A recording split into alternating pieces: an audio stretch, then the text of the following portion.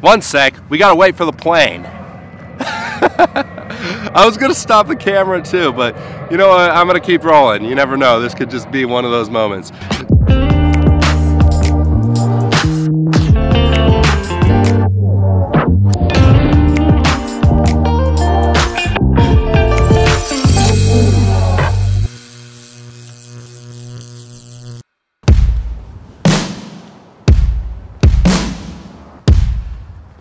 Okay, so happy New Year everyone. I know I'm a little bit late on that one. It's been, what, 2 weeks now since we've been in 2020. So yeah, it's great, the dawn of a new decade. Where do we go from here? Now, we all know this iconic logo, and this is how it looked during my childhood. So, we're not going to talk about the history of Apple per se, but we are going to talk about the iPhone 11 Pro. I really have to say that the camera on this thing definitely has improved. Now, one of the things I was questioning at first was 3 different camera lenses on this thing. I'm like, why? I don't get it. And then I did more research and I'm like, oh, okay, so you got the wide angle, you got the telephoto, and you got the ultra wide angle here. Now, I mean, it's kind of a cool advantage to have because you're just like, all right, say you're filming or you're shooting a photo, you're able to just kind of switch out the angles without slowing down the creative flow. So within the same video, you can just change the camera angle with just simply touching the screen. First thing I tried out was portrait mode on the camera, and it does a pretty good job. If you want to post a quick selfie, go for it. Yeah, use portrait mode on your iPhone 11 Pro. So, I mean, I shot some photos of my brother and his girlfriend and got some cool stuff.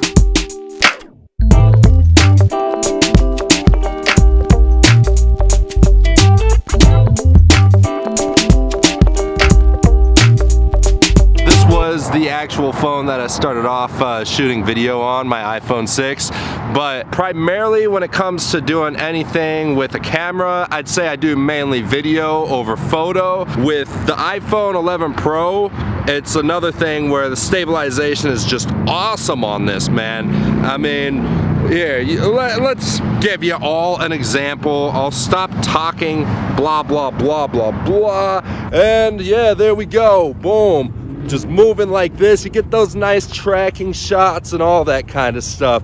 Yeah, I should probably turn back around for my camera over here.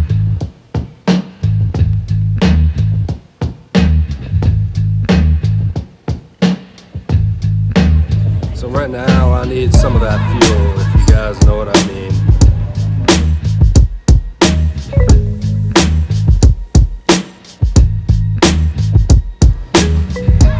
I'd be lying to you guys if I said this is my studio.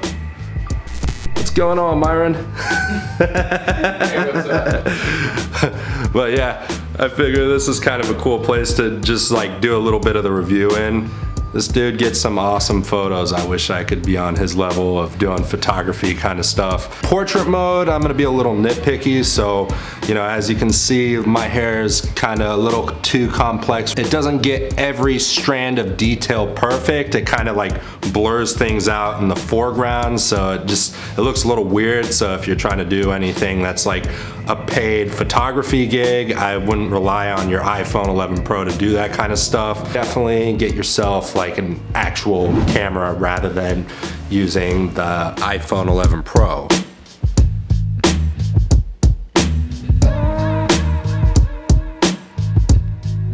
The camera does a pretty good job capturing awesome B-roll, so you're able to get a wide range of like different dynamics as far as like videos or photos go.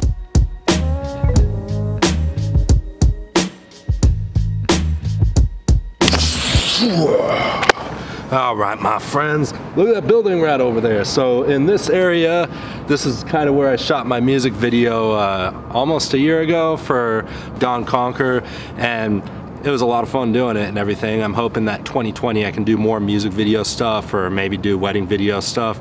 It's always interesting to do things outside of like doing the YouTube video kind of thing. You know, it just kind of pushes the boundaries a little bit to see what you're good with and what you're not so good with. I'm definitely excited to see what things bring for me in 2020. As I said earlier about the iPhone 11 Pro, it gets really stable footage. This just opens the doors of so many possibilities for people that want to be videographers and photographers. So some people have kind of that excuse of like, oh, I don't have the proper camera to do any sort of vlogging or any sort of movie kind of thing. But I'd say that nowadays pretty much everyone has a camera on their phone. If you got a camera that does video or photo, go for it. That's an iPhone? Yeah, iPhone 11 Pro. Yeah, there's a whole video done about everything on the phone. There have been movies filmed on the iPhone. So the film Tangerine was shot on an iPhone 5. I mean, back then the camera on that wasn't the greatest, but it's cool like how nowadays you can pretty much emulate like a movie on an iPhone. Let's talk frames per second. So in full HD on the iPhone 11 Pro, you're able to shoot from 30 frames to 240 frames per second. With 120 frames and 240 frames, you're able to do like more slow motion. The more frames you have, the more slow motion you're able to do. So it's good, especially with 120 frames or 240 frames. You're able to do that in selfie mode as well. Again, I think these are just a lot more accessories to have in your utility belt, and I think this is just another gateway to make photography and videography a lot more accessible than it ever has been before. I think the iPhone 11 Pro is just a good camera to vlog with Ted and Mark.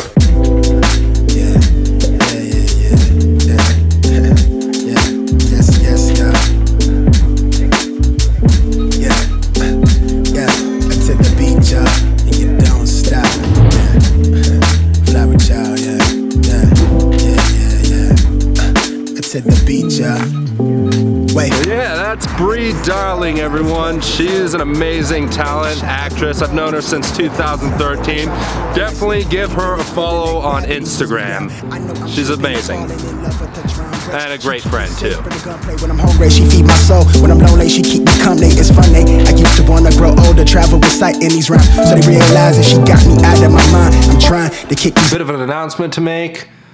Look at this place, because this is the last time you're going to be seeing this room. In the next couple weeks, I'm going to be moving to a different place. I'm not moving out of the state of Las Vegas. I was originally going to decorate these walls and make my room a little more lively, because I kind of always had this thought like, dang, it kind of looks like I'm in my own little personal mental institution. I had this Zeppelin poster, and then I have this Jimi Hendrix poster. Boom, out.